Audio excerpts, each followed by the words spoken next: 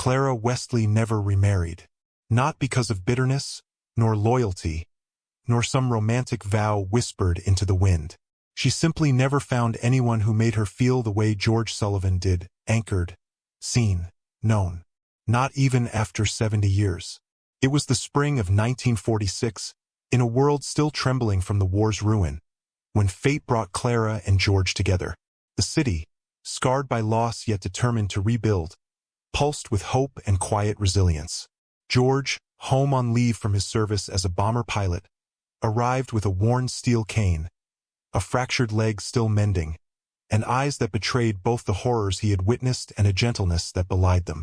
Clara, a piano teacher with calloused fingers from years of coaxing beauty from keys, had learned to live with the constant ache of neighbors lost to telegrams.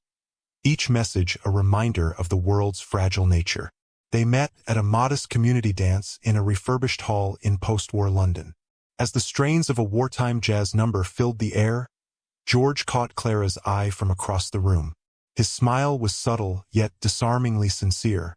"I've seen people drop bombs with less grace than you move your hands," he said when they finally spoke, his words floating between humor and admiration.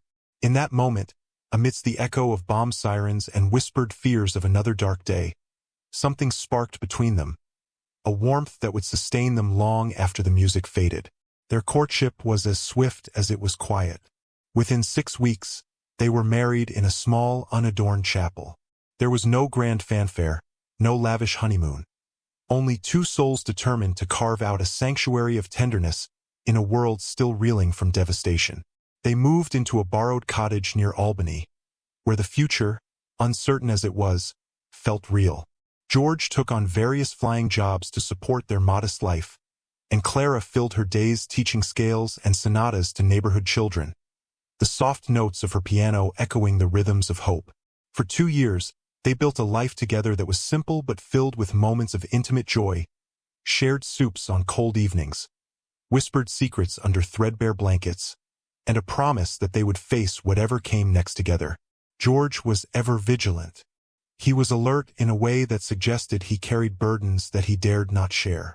He had once told Clara, in a voice both husky and earnest, "The war's not over just because the bombs stopped."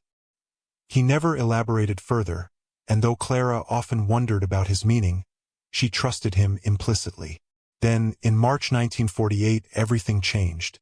George was called away on what was described as a sensitive transport mission in Europe, a final favor for the Air Force, they said, a non-combat assignment that was to be routine. 2 days later, as Clara sat by the window reading a letter that made her heart tremble, a telegram arrived. Its words were stark and merciless. "Regret to inform you, Lieutenant George Sullivan presumed killed in action. Aircraft downed over Belgium. No remains recovered. Dog tags retrieved." Clara's world crumbled. She collapsed in the stairs, the wedding ring still snug on her finger as if it were the only thing anchoring her to reality. Her mother found her amid the chaos of grief, and soon, a brief, unceremonious funeral was held. A closed casket, a flag folded too tightly, and a silence so profound it swallowed all sound. Friends urged her to remarry, saying she was still young and had her whole life ahead. But Clara never did. Not because she was waiting for someone to return, but because something in her heart always whispered that George's disappearance had never been as simple as it seemed. The years passed like fragile pages turning in a book she never wished to close. Clara continued teaching, her piano lessons echoing through the lives of countless children. She aged gracefully, though the sorrow of 1948 lingered like a persistent shadow. She watched nieces and neighbors marry, lose, and remarry, but she herself never sought another love. A part of her remained perpetually anchored in that turbulent spring, a time when she had known a love so deep and all-encompassing that nothing else could ever compare. Decades later, in 2019, at the age of 98 and sharp as ever despite her advancing years, Clara found herself in the midst of another loss, her sister's funeral, held in a small Episcopal church just outside Boston. The heavy scent of wax and dust filled the pews as she sat silently, her granddaughter Laurel's hand clasped in hers. Amid the solemn faces and whispered condolences, something extraordinary happened. As Clara scanned the back row of the church, Her eyes fell upon a figure who seemed achingly familiar. A man, alone, with silver hair, a face thinned by time, and hands knotted with the weight of years. His posture, the subtle tilt of his head, and those eyes, they stirred something in Clara. She blinked, looked again, but when she turned her gaze back, he was gone, dissolved into the sea of mourners. That brief, inexplicable sighting left Clara silently shaken. Laurel, noticing her grandmother's uncharacteristic silence, assumed it was the toll of grief, not suspecting the deep, secret longing that had begun to stir within Clara's heart again. A month later, a package arrived at Clara's modest cottage. Wrapped in plain brown paper with no return address, the package was as mysterious as it was unexpected. With trembling hands, Clara carefully unwrapped the package to reveal a battered leather journal, its surface scuffed and stained with the scent of dust and tobacco. She opened the journal to the very first line, and her breath caught in her throat as she read the words in a familiar hand. "Clara, if this finds you, I swear I never meant to leave." It was George's handwriting. The journal spanned the years from 1948 to 1962, a period that Clara had thought was lost forever, a time during which George's final flight, she now learned, was not what it seemed. According to the journal, that flight had been covert, a NATO-sanctioned extraction mission aimed at rescuing German scientists before Soviet agents could intercept them.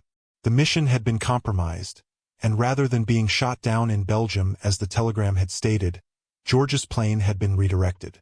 It had landed in neutral territory under armed escort. To protect his identity and clear his name, his dog tags had been planted at a fake crash site, his death faked and the funeral staged. Why? The journal explained with painful clarity. Someone in Allied command had grown suspicious that George was leaking intelligence. He had been watched for months, and the cautious, almost paranoid behaviors Clara had once attributed to wartime anxiety were, in truth, the marks of a man living in constant fear. To clear his name and protect her, he had accepted a deal that meant disappearing, cooperating from the shadows and living off the grid. "I didn't vanish," he had written. "I was erased." The entries that followed were filled with fragmented, coded messages. George made cryptic references to safe houses in Geneva, to Courier 9 and Operation Rungate. He described a tense encounter with Soviet agents in a dimly lit Paris café, and recounted a secret dead drop beneath a quaint piano shop, a detail that made Clara's heart both ache and tremble with longing. Clara underlined that one passage in particular, one that described a clandestine meeting in a rain-soaked alleyway with George whispering, "I must disappear so that you remain safe," as if that were the only choice in a broken world. Then, in a late entry dated 1954, George wrote, "Her name is Adele. I told her the truth eventually. She forgave me for being half a man." Clara's eyes filled with tears as she realized that, during his enforced absence, George had not been entirely alone. In 1955, a daughter was born, named Elise, after Clara's own mother, a child born of a secret love that George had never been able to fully share with her. For nearly an hour, Clara sat with the journal pressed to her chest, her emotions swirling. She should have felt anger or betrayal, but all she felt was the ache of something unfinished. A love story interrupted, yet not ended. With Laurel's careful help, Clara traced the origins of the mysterious package. The postage markings led them along an obscure courier route, used mostly in academic circles during the Cold War.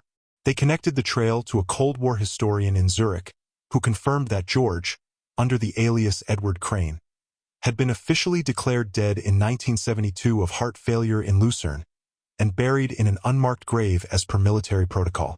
But then came the historian's final, shattering revelation. "There's more," he said gravely. "You may have a granddaughter."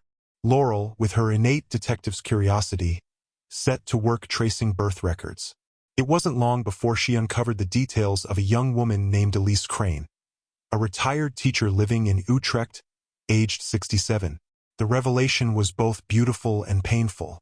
George had secretly fathered a child, a daughter who had grown up in a world far removed from the one Clara had known. Clara, overwhelmed by this cascade of secrets and half-truths, wrote a simple, heartfelt letter to Elise. The letter was raw, honest. A plea for connection and a yearning to understand the man who had once meant everything to her. 2 weeks later, a phone call came. The voice on the other end was warm yet fragile. "He talked about you until the day he died," the voice said. "I used to think you were a myth, but he kept your picture in a hollow book." It was Elise, reaching out across decades with words that bridged the distance between myth and memory. In that moment, Clara made a decision that would forever alter the course of her remaining days. For the first time in decades, she boarded a plane.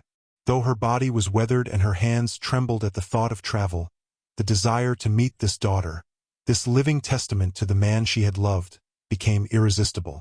Clara flew to the Netherlands, where beneath soft Dutch skies and in the gentle light of a spring afternoon, she met Elise in a serene park. They embraced tentatively at first, as if testing the strength of their newfound bond, and then with the overwhelming certainty of souls long separated finally reuniting. Elise brought old photographs, images of a young George holding her as a baby, his eyes alight with a tenderness that mirrored the love Clara had always known. In turn, Clara shared the battered journal and the secrets it held, reading passages aloud that spanned the years of George's covert life. They cried together, laughed softly at the absurdity of fate, and mourned a man who had lived two lives at once. A man who had loved both of them, even as he was forced into the shadows. Elise confided, "He never stopped writing. Every year on your anniversary he'd draft a letter, letters he never sent because he said they weren't safe. But he left them with me, in case you ever came back into our lives." 22 letters, each one a silent vow and a testament to a love that had endured beyond absence, were found tucked away in a battered envelope. Elise's eyes shone as she explained that these letters had been her father's private dialogue with his heart, a dialogue that had spanned decades of separation. That evening, as the Dutch sky deepened into twilight, Clara and Elise walked along a quiet canal. The soft lapping of water against ancient stone bridges seemed to whisper of lost time and of promises kept in secret. Clara's heart, long burdened by the mystery of George's disappearance, now throbbed with the gentle pulse of understanding. Although she had never remarried, not out of bitterness or a vow to remain alone, she realized that the man she had loved, George Sullivan, had never truly abandoned her. He had been forced to vanish, to live as someone else, all in the name of duty and protection. And now, in the fragile beauty of that reunion, his memory was being woven into the fabric of a future that still held promise. Clara returned to her Sussex cottage with Elise's letters tucked safely among her most treasured possessions, and though new memories began to blossom in the quiet corners of her life, a small, persistent echo of unanswered questions lingered.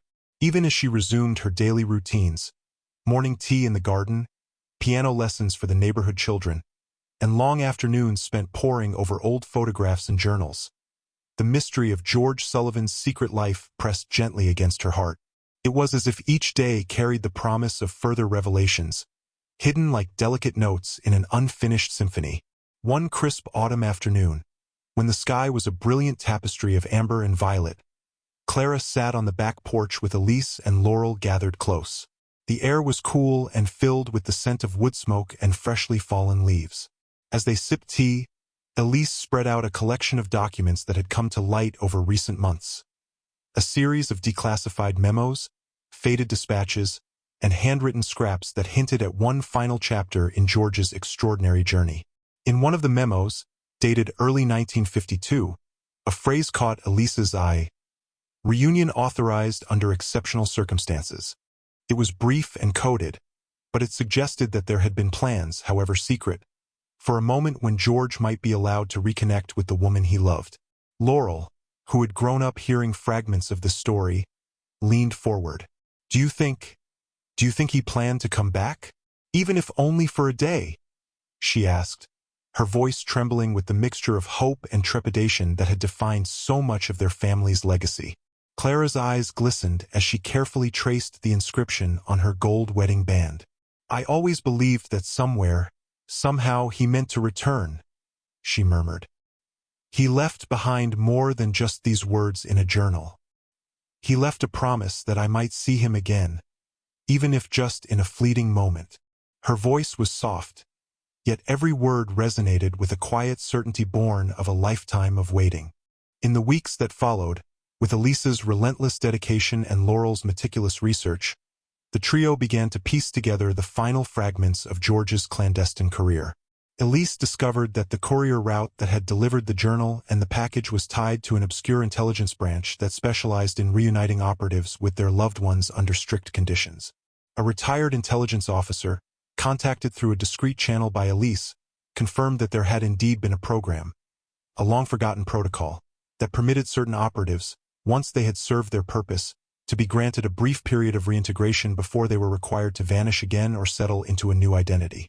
The officer's voice, low and measured over a secure line, explained, "There are rare instances where an operative is given a final window, a chance to reconnect with family, to close a chapter that was left painfully unfinished.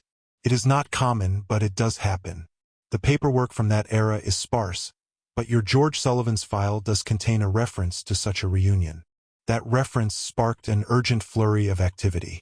Elise and Laurel reached out to various archival centers and intelligence history networks, and soon they uncovered a faded document from a small intelligence office in Geneva. The document, barely legible and encased in a protective sleeve, read, "Agent Crane, True Identity George Sullivan. Approved for temporary reintegration. Reunification with our authorized subject to verification. Effective until sunset. Date redacted." The redacted date, though obscured, suggested that there had been a sanctioned window, a final, bittersweet allowance for George to return. Clara's heart pounded as she listened to Elise recount this discovery. For so many years, she had lived with the quiet hope that George had not truly abandoned her, that his disappearance had been a necessary sacrifice, a way to shield her from the perils that lurked in the shadows of a war-torn world. Now, the evidence confirmed that his secret life had been far more complex than anyone had imagined. He had been coerced into erasure not out of lack of love, but out of a desperate need to protect the very thing he cherished. Encouraged by this revelation, Clara decided that she would not let the opportunity pass without trying, even if it meant venturing beyond the familiar comfort of Sussex one final time. With the support of her family, she arranged a short trip to Geneva. Though her body was fragile and travel was arduous, her spirit, rekindled by the promise of a long-awaited reunion, was stronger than ever. The journey was a tapestry of emotion. The clack of train wheels on ancient tracks, the soft murmur of multilingual voices in bustling Swiss stations, and the crisp alpine air that filled Clara's lungs with a mixture of nostalgia and anticipation. In Geneva, the city's orderly charm and quiet grace seemed to hold its own secret history, a history of espionage, sacrifices, and, perhaps, lost love. At the archival center in Geneva, a kind archivist named Matthias greeted Clara with gentle curiosity. He led her through a maze of vaults and storerooms filled with relics of the Cold War era, until they reached a small private office where a collection of case files lay in disarray on a wooden desk. Matthias retrieved the file that corresponded to the reference they had uncovered. Carefully, he opened it to reveal yellowed pages of typewritten documents, marked with faded stamps and cryptic codes. Clara's hands trembled as she perused the file. In one document, she read a line that made her gasp softly, "Reunion. Agent Crane to be granted temporary reintegration for contact with our verification complete." Her heart, burdened by years of unanswered questions, suddenly felt light, as though it had been unburdened by a secret kept too long. Matthias explained in measured tones that such reunions were rare and strictly regulated, but that in George's case, it seemed the paperwork had allowed for a brief moment when he might have been permitted to reconnect with his beloved.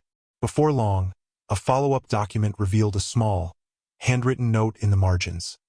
"If reunion is to occur, our must be present. Otherwise, further contact is prohibited." The initials are struck Clara profoundly, clearly referring to her, as the one person who had never stopped holding on to the hope that George's love remained. The file was signed by a former intelligence officer whose initials were smudged with time, but the message was clear. George Sullivan, known in covert circles as Agent Crane, had been granted a final window for reunion.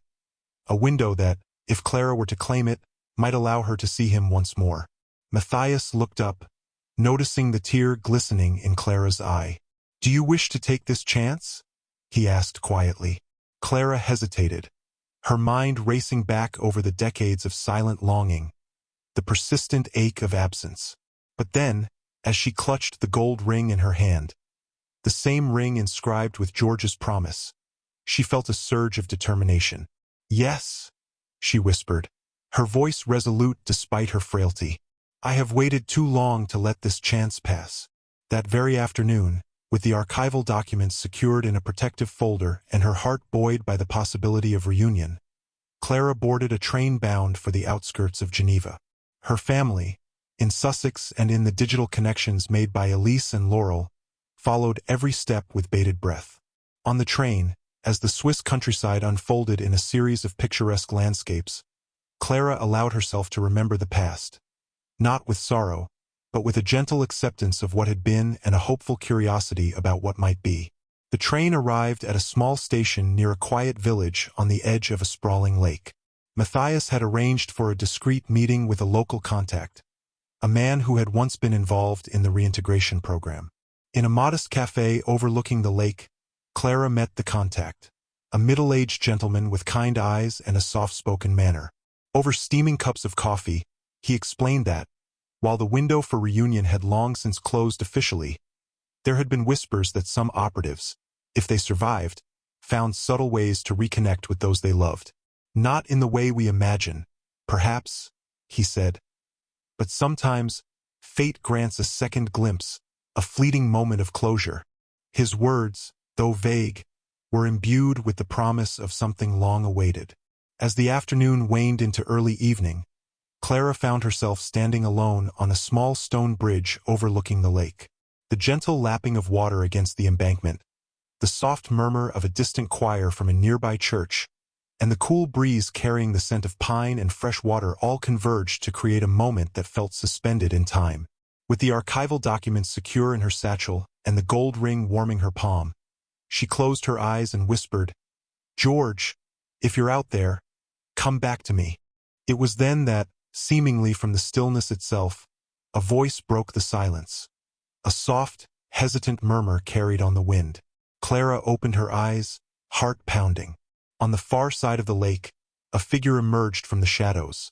A man older, his hair silvered by time, yet unmistakably bearing the same gentle, soulful eyes that had once looked at her so long ago. For a moment time halted. The figure stood motionless as if testing the boundaries of reality, and then he began to walk slowly toward the bridge. Clara's breath caught, and she felt a swell of emotion so powerful that it blurred the edges of her vision.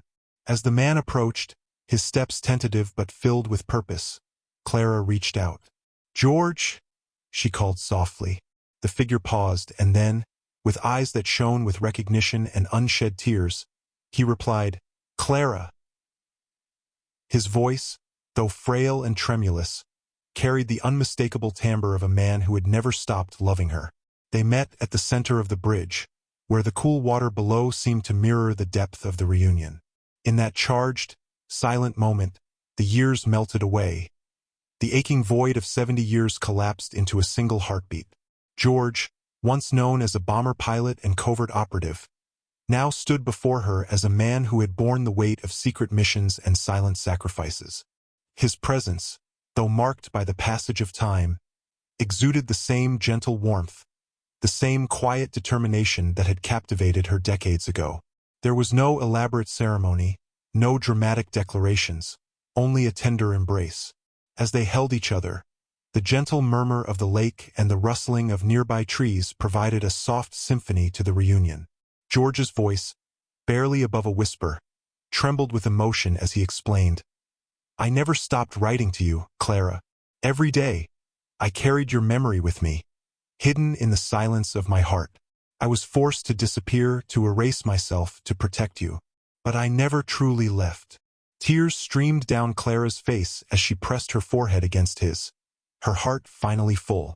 "I always knew, deep down, that you were out there," she murmured. "I waited, not because I thought you'd return, but because I believed in the promise we made."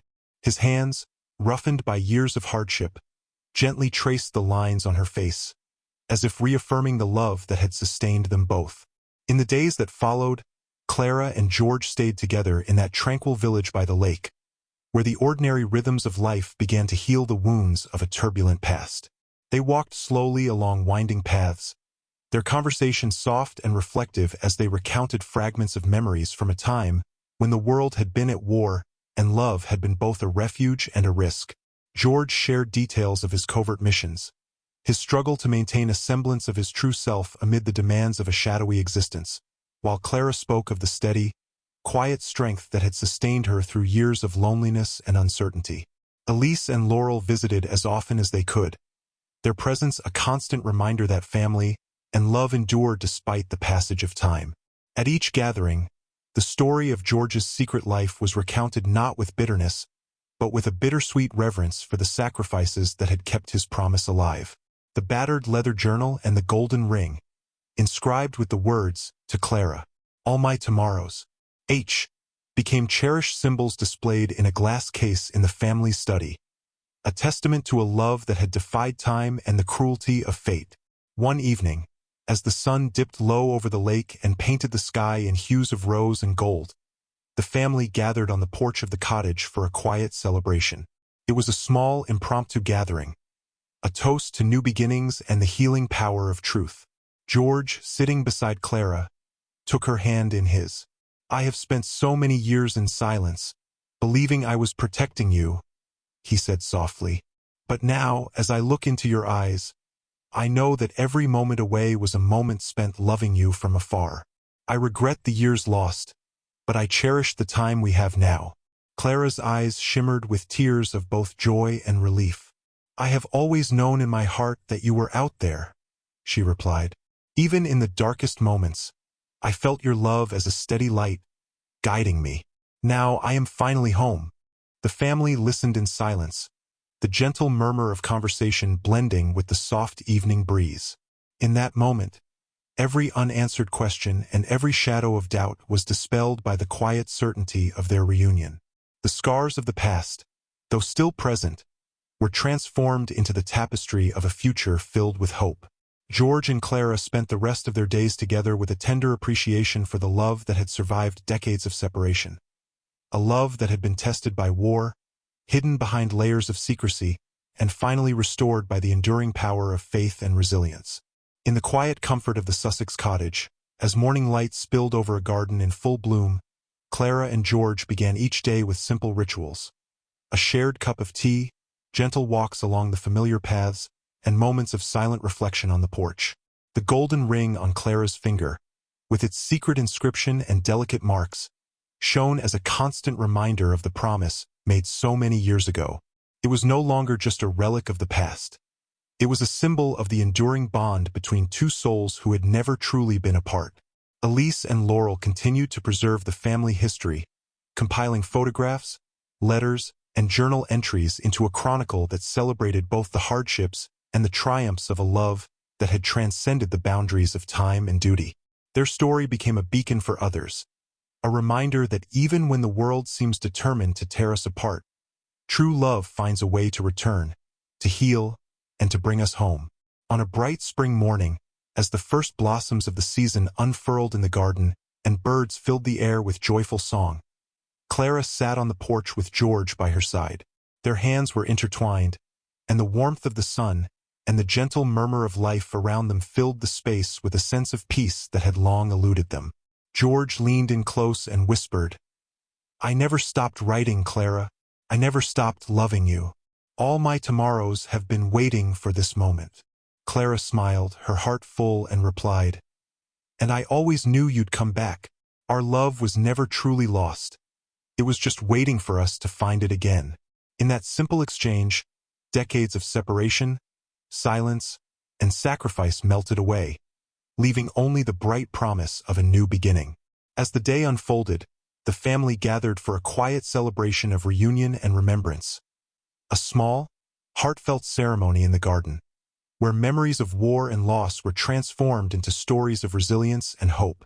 The golden ring, the battered journal, and the letters once hidden away now took their place in the family's legacy, symbols of a love that, despite every hardship, had finally found its way home. And so, in the gentle light of a Sussex morning, with the past laid to rest and the promise of new tomorrows shimmering on the horizon, Clara and George embraced the future together. Their reunion, unexpected and tender, was a testament to the enduring power of love, a love that could weather the longest silence, overcome the deepest secrets, and, in the end, bring two souls back to each other. As the sun set on that joyful day, and the garden was bathed in the soft glow of twilight, the voices of family and friends mingled with the quiet rustle of leaves. A chorus of hope, echoing the timeless truth that true love, when nurtured, never truly abandons us. And in that final, lingering moment, Clara's eyes sparkled with the certainty that every long, lonely year had led her here, to a reunion that was not just an ending, but a bright, promising new beginning. Thank you for watching to the end. If you enjoyed this story, please consider liking this video and subscribing to the channel. See you next time.